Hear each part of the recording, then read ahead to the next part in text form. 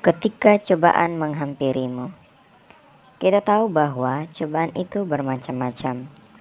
Ada yang sulit, ada yang mudah, berat maupun ringan.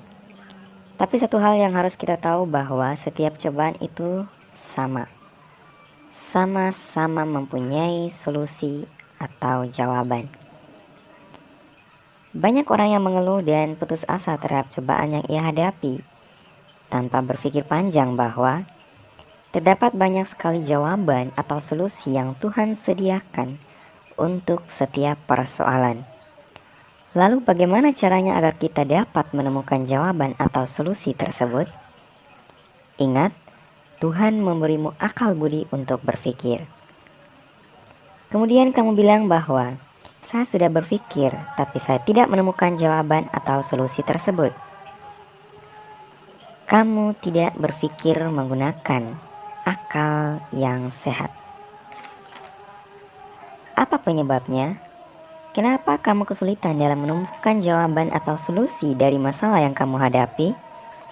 Pertama, kamu berpikir menggunakan emosional. Jika hal tersebut terjadi, maka setiap solusi akan tertutup dengan emosimu dan kamu akan stres. Ingat, berpikir menggunakan emosi itu bisa mendatangkan jawaban atau solusi.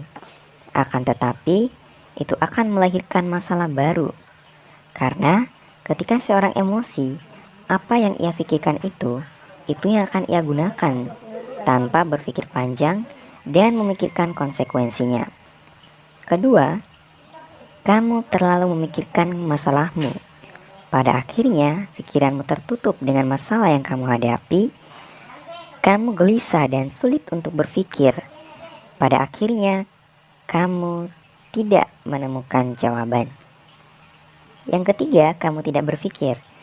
Kebanyakan orang hanya mengeluh dengan masalah yang ia hadapi, tidak mau berpikir dan mencari solusi karena tertekan.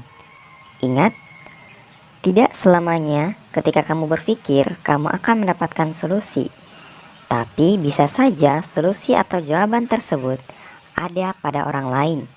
Jadi penting buat kamu untuk menceritakan masalahmu kepada orang lain yang kamu percayai. Kenapa? Karena kita akalnya terbatas dan tidak maha tahu.